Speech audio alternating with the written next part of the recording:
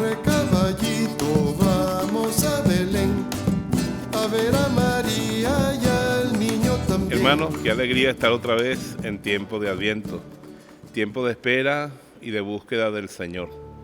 La Iglesia, en ese ciclo litúrgico que se renueva año tras año, caminando hacia el encuentro definitivo con el Señor de la historia, nos hace vivir toda la historia de salvación una y otra vez. Y me encanta mucho este tiempo porque nos hace recordar la larga espera desde la creación del hombre hasta la llegada de Jesucristo. Y también nos hace vivir profundamente esta otra larga espera que tenemos desde el centro de la historia, que es el acontecimiento de la vida de Jesucristo, hasta la culminación de la historia, cuando Dios sea todo en todos, como decía San Pablo, cuando se culmine la historia de la humanidad. Teilhard de Chardin acaba de ser reivindicado más todavía por el Vaticano en sus enseñanzas. Y lo que él decía como paleontólogo, lo que él experimentó como científico, como filósofo y como teólogo, es algo que está en la Escritura. Todo fue creado por Cristo y para Cristo. Él es el punto mega de la historia, todo culmina en Él. Y la vida no es más que una espera de Jesucristo. Tu propia vida, la propia vida mía, desde que fue engendrada en el vientre de nuestra madre, estuvo esperando y sigue esperando cada vez una mayor manifestación del Señor. Y así la historia lo vive, esperando que el Señor se manifieste. En el capítulo 8 de la Carta a los Romanos, San Pablo dice que la naturaleza expectante gime como con dolores de parto, esperando que se manifiesten los hijos de Dios, que se manifieste el reino de Dios, que se manifieste plenamente el propósito y el plan de Dios para nosotros en nuestras vidas. Todo es una espera de Jesucristo. Eso es lo que quisiera yo compartir contigo en esta reflexión, ponernos en modo de espera del Señor.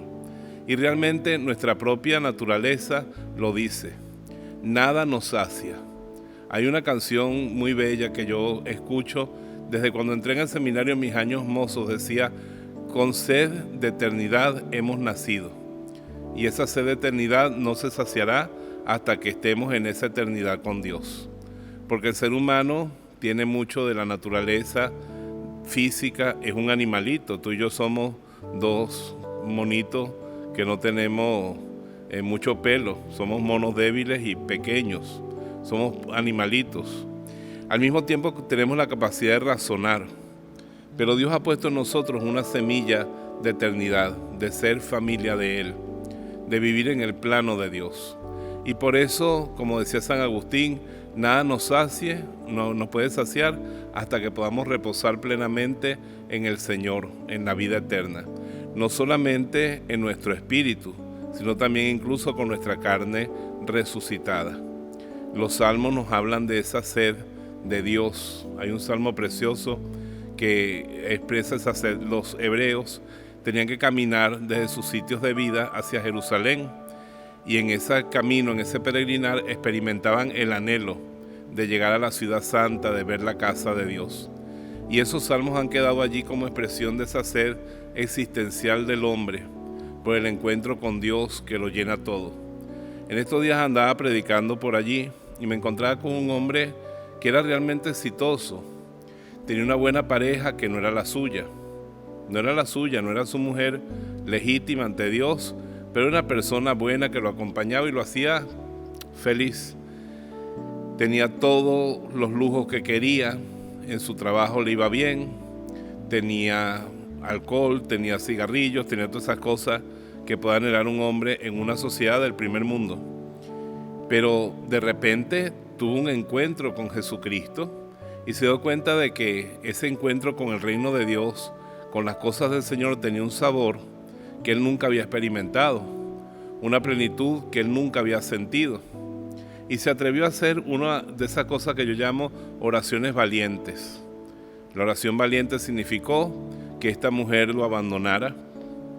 La oración valiente significó que de repente se viera invadido por una fuerza que lo hizo capaz de superar sin dificultad los síndromes de abstinencia de aquellas cosas a las que se había habituado. De repente ocurrieron cosas en su vida, algunas muy duras, pero que lo fueron conduciendo poco a poco al encuentro más profundo con Dios en su iglesia. Y cuando yo lo encontré, ya era un hombre del reino de Dios, un hombre libre, un hombre con una vida renovada. Cristo había irrumpido en su vida. Todo lo anterior había sido una larga espera, que a veces es una espera cuajada de equivocaciones, pues tratamos de buscar saciar ese anhelo, esa hambre propia del adviento permanente de nuestra alma, en cosas que no son las que estamos esperando. San Agustín lo dice de una manera muy linda. Él dice que él se abalanzaba sobre las criaturas. Tú te puedes abalanzar sobre el dinero, creyendo que eso es lo que espera tu alma. Y cuando tienes todo el dinero del mundo, ya no hayas en qué gastarlo y te das cuenta de que hay cosas que el dinero no puede comprar. Te lanzas sobre una persona y crees que esa persona es tu vida, tu cielo, todo lo que tú aspirabas. Y por más que trates de poseerla, te vas a dar cuenta de que las personas nunca van a pertenecerte. Por más que las manipules, te vas a dar cuenta de que nunca serán tuyas. Por más que las ames y las sirvas, nunca te las vas a ganar porque siguen siendo libres. No terminas nunca de poseerlas y te das cuenta de que eso no era lo que necesitaba tu alma. De repente te lanzas sobre las cosas materiales o sobre los vicios o las drogas y encuentras que no son todos. Vivimos cometiendo esas equivocaciones de pensar que lo que estábamos esperando era un ídolo. Y cuando llega el ídolo es inerte, ni ve, ni huele, ni habla, y el ídolo se queda allí, vacío, mirándonos con unos ojos pintados por nosotros mismos que nos dicen, como decía San Agustín, yo no soy lo que tú buscabas, busca más arriba. Y Agustín dice, San Agustín de Hipona, que un día entró en su interior. Y cuando entró en su interior tuvo un encuentro, porque eso es lo hermoso. El Adviento siempre culmina en encuentros, pero encuentros de verdad, encuentros saciantes, encuentros maravillosos. Él dice, yo te buscaba por fuera y tú estabas dentro de mí. Y cuando entró dentro de él se encontró con Dios, se encontró con Jesucristo, el Hijo del Dios vivo, como se encontró Pablo en aquel camino de Damasco, como se encontró con Cristo ese Abraham que veía las estrellas en la noche en los desiertos, o ese Moisés que se encontró con la zarza ardiente.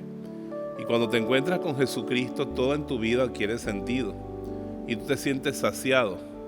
Y puedes decir como el rey David, el Señor es mi pastor, nada me falta, en verdes praderas me hace recostar y me conduce hacia aguas de reposo. Y cuando Agustín experimenta lo grande del encuentro con Dios, él termina diciendo, hermosura tan antigua y tan nueva, qué tarde te encontré, qué tarde te amé. Estabas dentro de mí, yo te buscaba por fuera. Esta Navidad que se acerca puede ser una Navidad más de puro oropel. Oropel es un oro falso que no vale nada. Música, regalos, tradiciones, comidas especiales, encuentros familiares. ¿Y qué diferencia puede tener eso con un cumpleaños o con un aniversario grande de la familia? Pues a veces ninguna. Pero si en estas Navidades tú tienes un encuentro con ese Cristo que viene, con ese Cristo que se hace humilde y del que dice la Biblia, vino a los suyos y los suyos no lo recibieron. Ese niño abandonado del pesebre que el mundo rechaza, si tú le abres el corazón a él y llegas a tener un encuentro salvador con Jesucristo, este es el adviento de tu vida. Ojalá ocurra en este tiempo litúrgico esa apertura al encuentro con Jesucristo.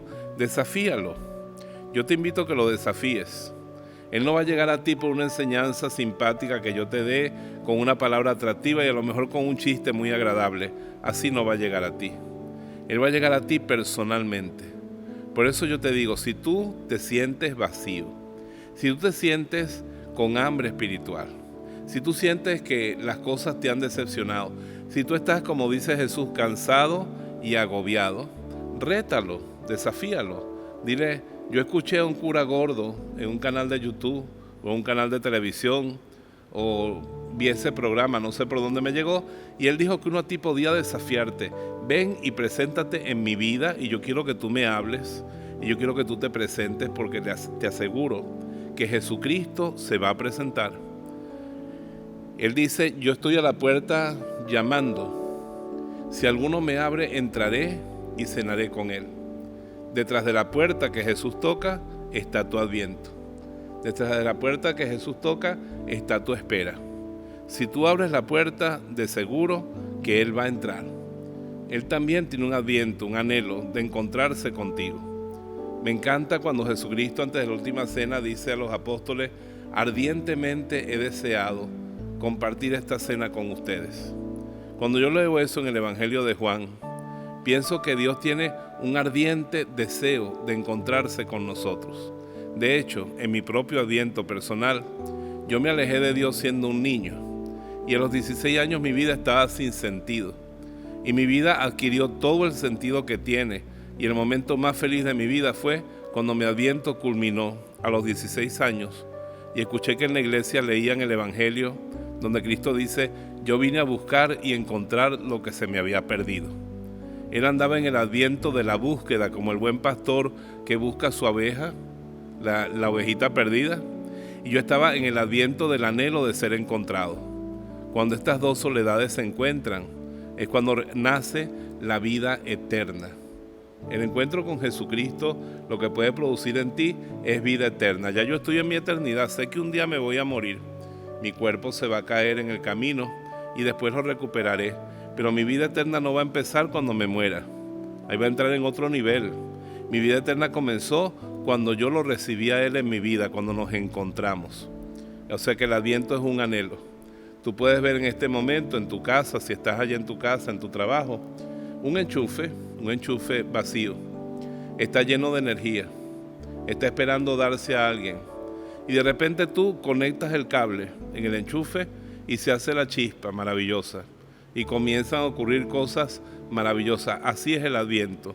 Dios tiene un adviento de anhelo por ti y está lleno de energía y de vida para dártela.